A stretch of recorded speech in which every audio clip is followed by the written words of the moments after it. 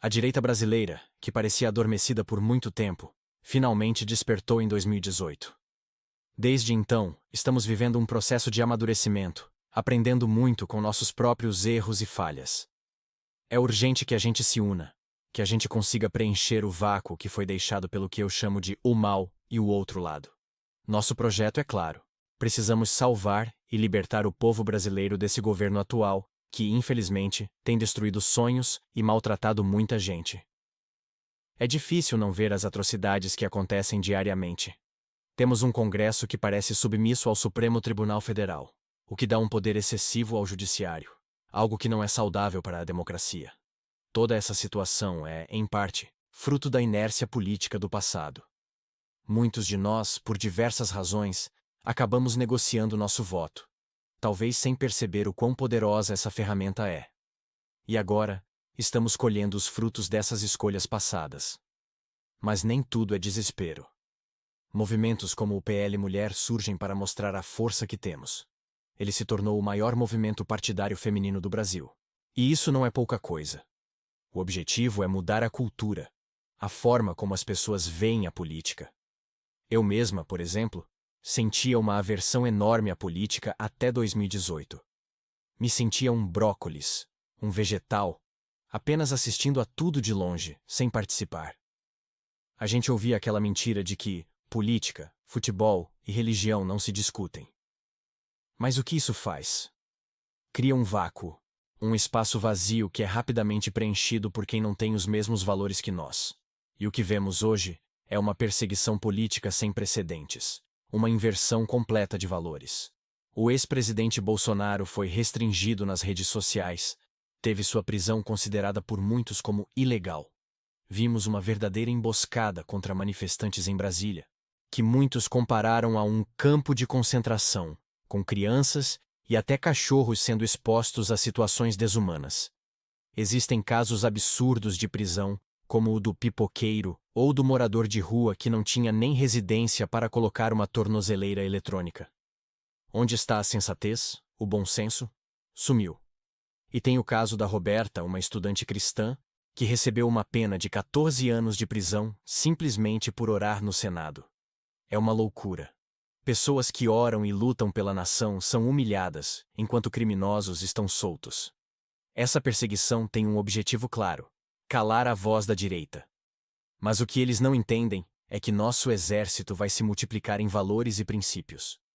A tornozeleira de Bolsonaro, por mais triste que seja, se tornou um símbolo, uma forma de desmascarar o outro lado, de mostrar a todos o que realmente está acontecendo.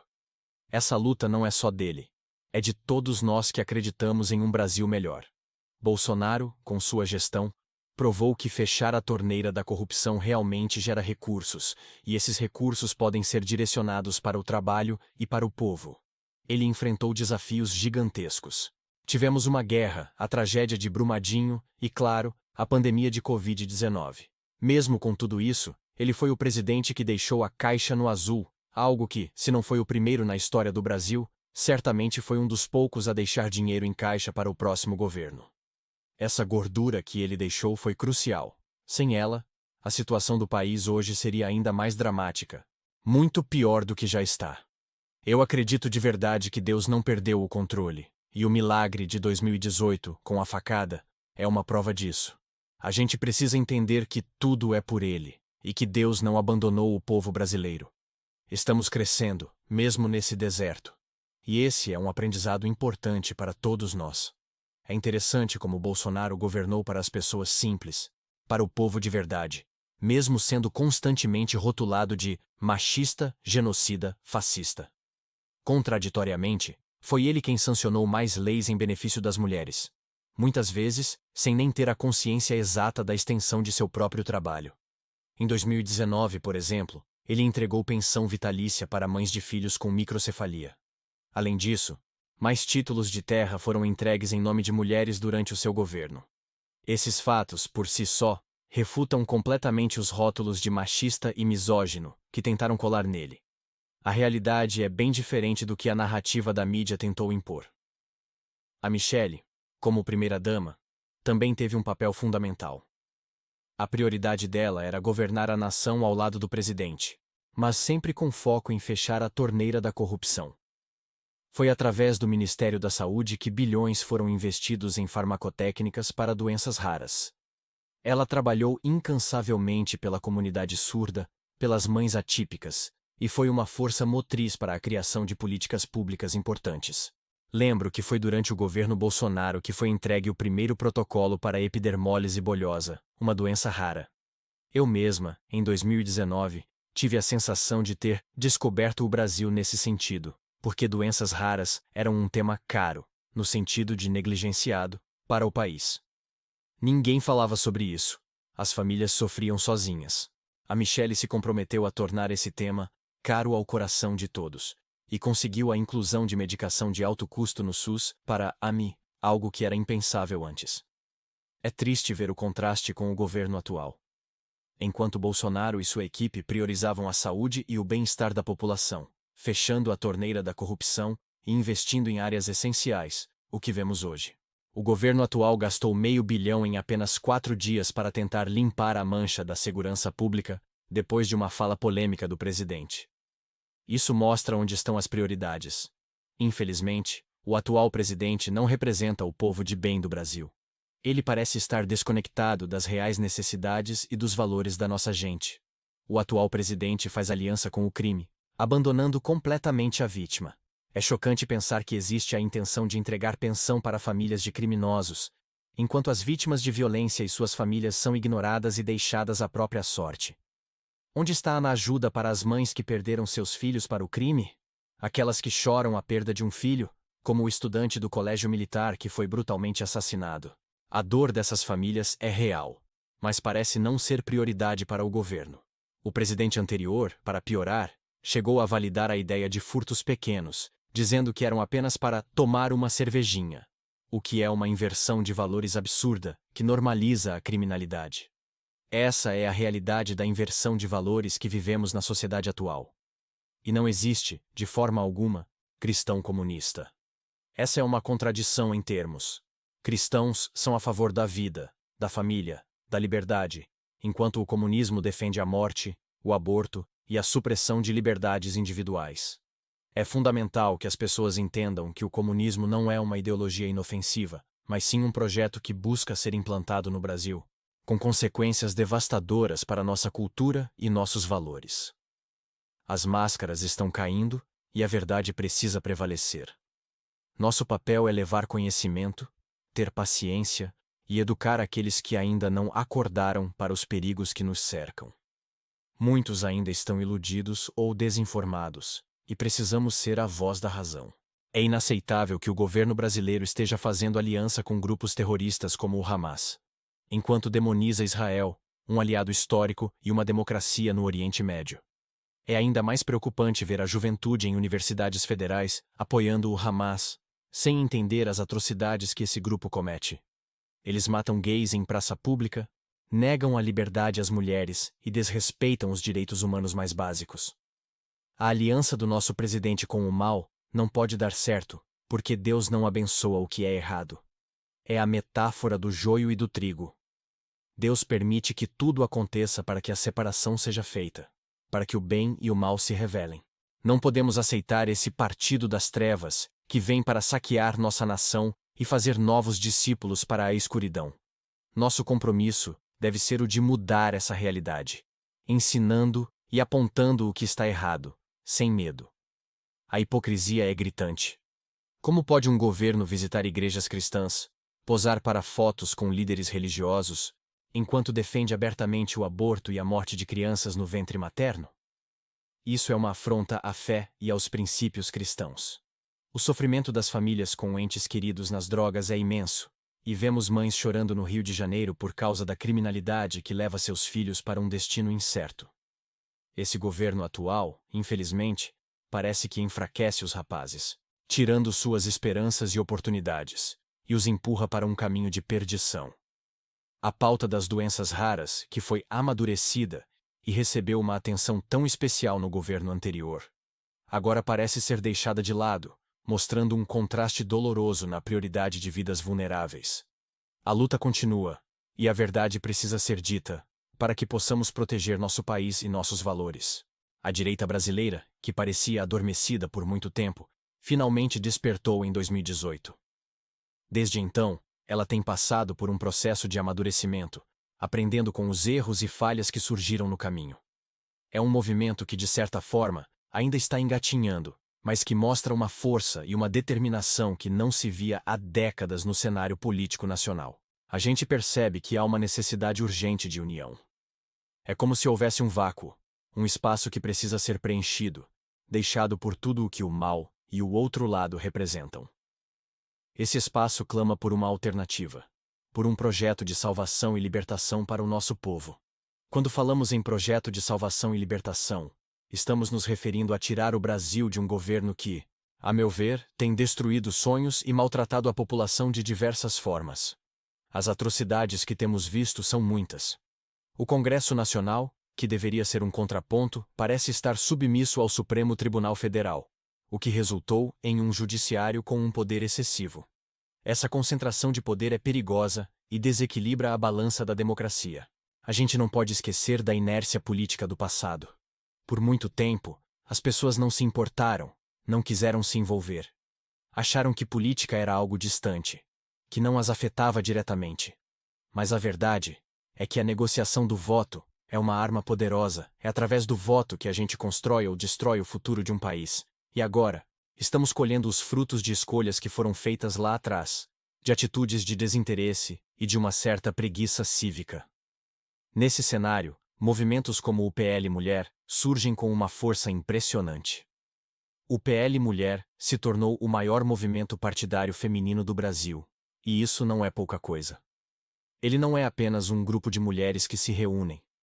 Ele é uma ferramenta, uma estratégia para mudar a cultura e a percepção das pessoas sobre política. É um trabalho de base, de conscientização, de mostrar para as mulheres que elas têm voz e que podem fazer a diferença. Eu mesma, até 2018, tinha uma aversão enorme à política. Não queria saber, achava tudo sujo, complicado. Me sentia um brócolis, um vegetal no meio de tudo isso, sem opinião formada ou sem vontade de me envolver. Eu acreditava naquela mentira de que política, futebol e religião não se discutem. Essa frase, que parece inofensiva, é na verdade muito prejudicial. Ela cria um vácuo, um espaço de desinteresse, que é rapidamente ocupado por aqueles que querem impor suas agendas sem qualquer resistência. A verdade é que a política nos afeta em tudo. Desde o preço do pão na padaria até a segurança nas ruas, tudo passa pela política. E quando a gente se abstém, quando a gente se cala, a gente permite que outros decidam por nós, muitas vezes contra os nossos próprios interesses e valores. A perseguição política que estamos vivendo é algo sem precedentes. Ver as restrições impostas ao ex-presidente Bolsonaro nas redes sociais, a forma como ele foi tratado e até mesmo a tentativa de prisão ilegal dele, é um sinal claro de que algo está muito errado. Não se trata apenas de uma questão de divergência política, mas de uma tentativa de calar vozes, de silenciar quem pensa diferente. Lembro da emboscada contra os manifestantes em Brasília. Aquilo foi um absurdo, uma cena que parecia saída de um filme. Pessoas sendo tratadas de forma desumana, quase como se estivessem em um campo de concentração, com crianças e até cachorros sendo levados. É uma imagem que não sai da cabeça e que mostra o nível de intolerância e violência que se instaurou. Os casos de prisão que temos acompanhado são absurdos, beiram o ridículo. O pipoqueiro que foi preso, o morador de rua que não tinha residência para usar tornozeleira eletrônica. São situações que mostram a falta de sensatez, a falta de bom senso por parte de certas autoridades. É como se a lei fosse aplicada de forma seletiva, com um peso e uma medida para uns e outro para outros. Mas o caso que mais me chocou, e que para mim é um símbolo dessa inversão de valores, é o da Roberta, uma estudante cristã, que recebeu uma pena de 14 anos de prisão por ter orado dentro do Senado Federal. 14 anos! Enquanto isso, criminosos notórios estão soltos ou recebem penas brandas. A gente vê pessoas que oram, que lutam pela nação, sendo humilhadas, presas, enquanto quem realmente comete crimes graves, muitas vezes sai impune. Isso é uma inversão completa dos valores que a gente acredita. Essa perseguição tem um objetivo claro: calar a voz da direita. Eles querem nos silenciar, nos fazer desistir. Mas o que eles não entendem é que quanto mais nos perseguem, mais o exército se multiplica. Não é um exército de armas, mas um exército de valores, de princípios, de pessoas que acreditam no Brasil e que não vão se calar. A tornozeleira de Bolsonaro, que para muitos pode ser um símbolo de humilhação, para mim é na verdade um símbolo de desmascarar o outro lado. Ela mostra a que ponto eles estão dispostos a ir para tentar destruir uma liderança que representa milhões de brasileiros.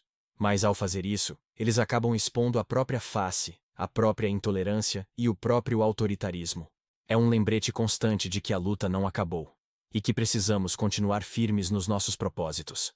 Essa perseguição, embora dolorosa, tem servido para fortalecer a nossa fé e a nossa convicção de que estamos do lado certo.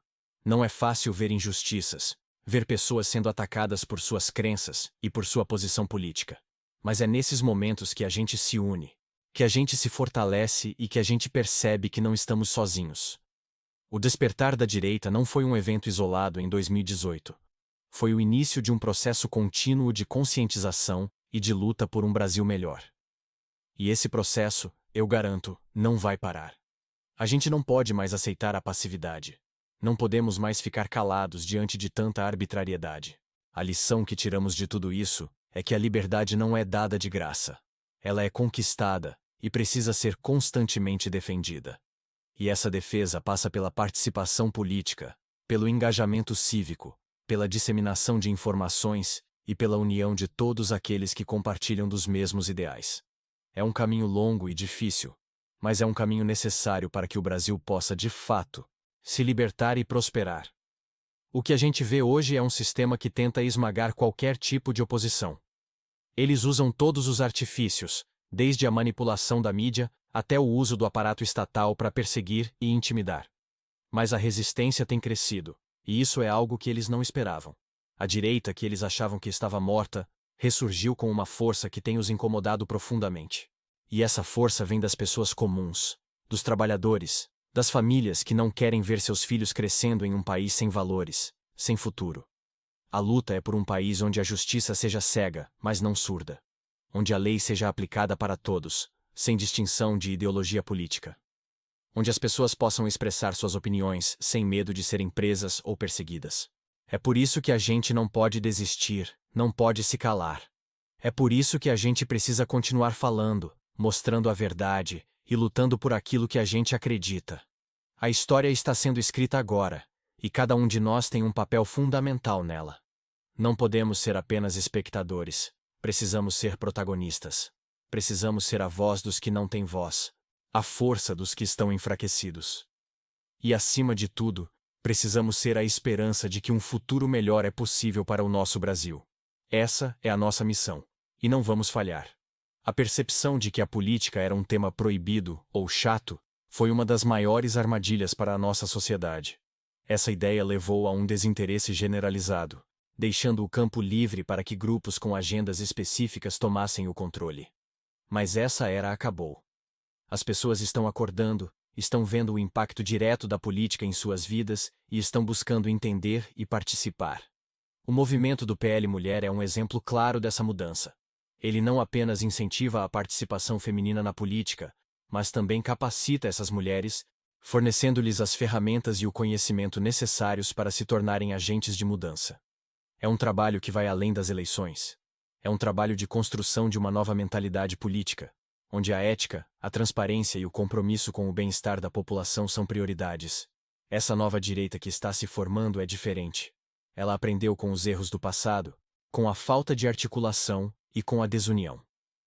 Agora, há uma consciência maior da importância de se manterem unidos, de se comunicarem de forma eficaz e de apresentarem propostas concretas para os problemas do país. Não é apenas uma oposição, é uma alternativa. A gente vê a perseguição, a gente sente a pressão, mas também vemos a união, a força e a esperança que surgem em meio a tudo isso. É um paradoxo, mas é real. Quanto mais eles tentam nos derrubar, mais a gente se levanta. E isso é o que nos dá a certeza de que estamos no caminho certo. A verdade sempre prevalece, e a justiça, mesmo que demore, um dia chega. O ex-presidente Bolsonaro, apesar de toda a perseguição e das narrativas distorcidas, provou uma coisa muito importante para o Brasil.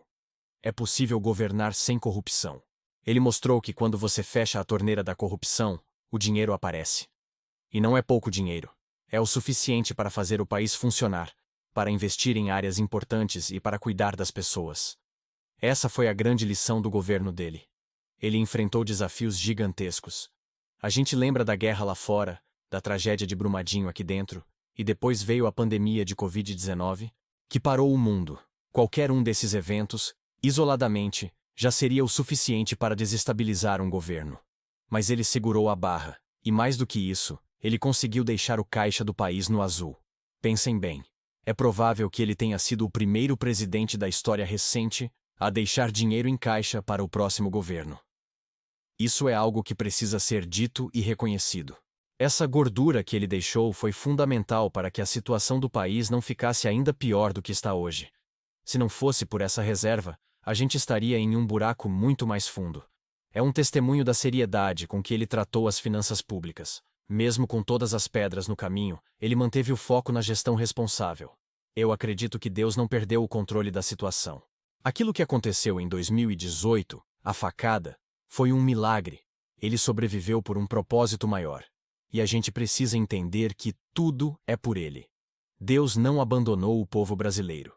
Muitas vezes, a gente passa por um deserto, e é nesse deserto que a gente cresce, que a gente aprende, que a gente se fortalece. O que estamos vivendo agora pode ser esse deserto, um período de provação para que a gente saia mais forte e mais consciente do nosso papel. Apesar de todos os rótulos que tentaram colar nele, machista, genocida, fascista, Bolsonaro governou para as pessoas simples, para o povo. E por mais que tentem distorcer a imagem dele, os fatos mostram o contrário, especialmente quando se trata das mulheres. Ele sancionou mais leis em benefício das mulheres do que muitos outros presidentes. E o mais interessante é que ele talvez nem tivesse a dimensão completa do impacto do seu próprio trabalho nesse sentido. Em 2019, por exemplo, ele entregou pensão vitalícia para as mães de filhos com microcefalia. É um gesto de humanidade, de reconhecimento da luta dessas mães que dedicam a vida aos seus filhos. E não parou por aí. Mais títulos de terra foram entregues em nome de mulheres durante o governo dele. Isso é empoderamento real. É dar segurança e autonomia para que essas mulheres possam construir um futuro melhor para suas famílias. Então, quando alguém vem com a história de que ele é machista e misógino, a gente tem que responder com fatos, com as ações concretas que ele tomou. E aí entra o trabalho da primeira-dama, Michele Bolsonaro. Ela teve um papel fundamental em muitas dessas iniciativas. Enquanto o presidente se preocupava em fechar a torneira da corrupção para o país ter recursos, ela se dedicava a pautas sociais que eram negligenciadas há muito tempo. Um dos focos dela foi o investimento de bilhões em farmacotécnicas para doenças raras, através do Ministério da Saúde. Antes dela, essas doenças eram um tema caro, no sentido de que ninguém queria abraçar. Era um problema complexo e com pouca visibilidade política. Mas ela trouxe esse assunto para o centro do debate. Ela trabalhou incansavelmente pela comunidade surda, pelas mães atípicas, que são mães de crianças com deficiência ou doenças raras, e para o desenvolvimento de políticas públicas que realmente fizessem a diferença na vida dessas pessoas. Lembro que foi durante o governo Bolsonaro que foi entregue o primeiro protocolo para a epidermólise bolhosa, uma doença rara e muito dolorosa. Em 2019, eu tive a sensação de ter descoberto o Brasil através do trabalho dela. Eu não sabia, e muita gente não sabia, o quanto essas doenças raras eram um tema ignorado. Era como se essas pessoas não existissem para o sistema. Mas a Michele fez questão de tornar esse tema caro ao coração, de trazer visibilidade e recursos. Foi graças a ela que a medicação de alto custo para a AM foi incluída no SUS, dando esperança para muitas famílias que antes não tinham acesso a esse tratamento vital. Agora, vamos contrastar isso com o governo atual. Enquanto Bolsonaro priorizava fechar a torneira da corrupção para investir em saúde e no bem-estar das pessoas, o que a gente vê hoje? Um exemplo chocante. R$500 bilhão gastos em apenas 4 dias para limpar a mancha da segurança pública depois de uma fala infeliz do presidente. É uma prioridade completamente invertida. O atual presidente não representa o povo de bem do Brasil. Ele representa outros interesses, outras agendas. A gente vê isso nas escolhas, nas prioridades. Enquanto o governo anterior estava focado em cuidar das pessoas que mais precisavam, em dar dignidade e esperança, o governo atual parece mais preocupado em outras coisas, em gastar dinheiro de forma questionável e em tentar apagar incêndios de imagem. Essa diferença de prioridades é gritante e precisa ser apontada. Não podemos deixar que a narrativa seja controlada por quem não tem compromisso com o futuro do nosso país e com a nossa gente. O legado de Bolsonaro, apesar de todo o ataque, é um legado de responsabilidade fiscal e de atenção às causas sociais que realmente importam. E o trabalho da Michelle ao lado dele foi fundamental para mostrar que é possível ter um governo que se preocupa de verdade com os mais vulneráveis e não apenas com a retórica e a propaganda. É uma diferença de valores que impacta diretamente a vida de milhões de brasileiros. Essa diferença de valores é gritante. Enquanto o governo anterior mostrava um compromisso com as pessoas vulneráveis, o atual presidente faz aliança com o crime, abandonando a vítima. É uma inversão de lógica que assusta. Ele chega ao ponto de cogitar entregar pensão para famílias de criminosos, enquanto as vítimas, que sofrem as consequências da violência, são simplesmente ignoradas. Onde está a justiça nisso? Onde está o apoio para as mães que perderam seus filhos para a criminalidade? Como o estudante do colégio militar que foi vítima de uma bala perdida. Essas mães choram, buscam respostas e apoio, mas o que recebem é o silêncio e a indiferença. Lembro bem do presidente anterior que, de forma irresponsável, validava a ideia de furtos pequenos para tomar uma cervejinha. Isso não é só uma fala. É uma mentalidade que se espalha, que desconsidera a dor de quem tem o pouco que possui roubado. É a inversão completa dos valores que deveriam reger uma sociedade. O que era certo vira errado, e o que era errado é justificado. Nesse cenário, é fundamental entender que não existe cristão comunista. Essa é uma verdade que precisa ser dita e repetida. Cristãos são a favor da vida, da família, da liberdade. O comunismo, por outro lado, é um sistema que historicamente se alinha com a morte, com o aborto, com a supressão das liberdades individuais e religiosas. É um projeto de poder que, uma vez implantado, destrói as bases da fé e da moral. As máscaras estão caindo, e a verdade sobre esse projeto está se revelando para quem quiser ver. Nosso papel é levar conhecimento, ter paciência e educar aqueles que ainda não acordaram para essa realidade. Muitos estão iludidos, sem perceber a gravidade do que está acontecendo. Não podemos ignorar as alianças internacionais que o atual governo tem feito. É inacreditável ver o governo brasileiro fazendo aliança com o Hamas e, ao mesmo tempo, demonizando Israel. E o mais preocupante é ver a juventude nas universidades federais, que deveriam ser centros de pensamento crítico, apoiando o Hamas. Eles fazem isso sem entender as atrocidades que esse grupo comete. Matam gays em praça pública, negam liberdade às mulheres, executam inocentes. É uma cegueira ideológica perigosa. A aliança do presidente com o mal não pode dar certo. É uma questão de tempo, até que as consequências apareçam. A Bíblia fala do joio e do trigo. Deus permite que ambos cresçam juntos para, no tempo certo, fazer a separação. Estamos vivendo um tempo de separação, onde o partido das trevas se revela em sua intenção de saquear e fazer discípulos para uma ideologia que contradiz tudo o que acreditamos. Não podemos aceitar isso passivamente. Nosso compromisso é mudar essa realidade, ensinando, apontando o que está errado e defendendo os valores que nos foram ensinados. É uma hipocrisia sem tamanho ver representantes desse governo visitando igrejas cristãs, posando para fotos, enquanto são a favor de matar crianças no ventre. Como é possível conciliar uma fé que prega a vida com uma ideologia que defende o aborto? É um paradoxo que ofende a inteligência e a fé de qualquer pessoa. O sofrimento social é palpável. Quantas famílias estão dilaceradas com entes queridos nas drogas? Quantas mães choram no Rio de Janeiro e em outras cidades, vendo seus filhos sendo perdidos para a criminalidade, para o tráfico? Esse governo atual, com suas políticas e sua retórica, parece enfraquecer os rapazes, tirando-lhes a esperança e o futuro. Onde está a preocupação com a juventude, com o futuro do país? Lembro da pauta das doenças raras, que no governo anterior foi amadurecida, foi abraçada com seriedade. A primeira-dama, Michelle Bolsonaro, trouxe essa causa para o centro do debate, garantindo recursos e visibilidade para quem antes era invisível. Hoje, Essa pauta parece ter voltado para a invisibilidade, sendo substituída por outras prioridades que não se alinham com o bem-estar da população. É um retrocesso que não podemos aceitar. A nação brasileira está em um momento crucial. A luta não é apenas política, é uma luta de valores, de princípios.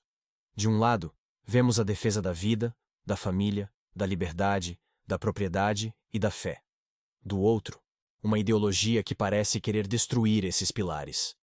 É uma batalha espiritual que se manifesta no mundo físico, na política, na economia, na cultura.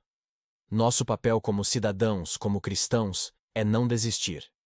É continuar lutando, orando, educando, explicando. É mostrar, com fatos e com a verdade, o caminho que precisamos seguir para reconstruir o Brasil. Não podemos permitir que o desânimo nos vença. A esperança deve ser nossa bússola. Acredito que Deus não perdeu o controle. Ele está no comando. E mesmo em meio a tanta adversidade, Ele está trabalhando. Precisamos fazer a nossa parte, ser a luz que Ele nos chamou para ser. O futuro do Brasil depende das nossas escolhas hoje, da nossa coragem de defender o que é certo e de não nos calar diante do que é errado. A verdadeira mudança virá quando o povo de bem se levantar, unido, com um propósito claro: resgatar nossa nação dos que querem destruí-la. E essa união, essa força, está crescendo a cada dia. O que vemos hoje é apenas a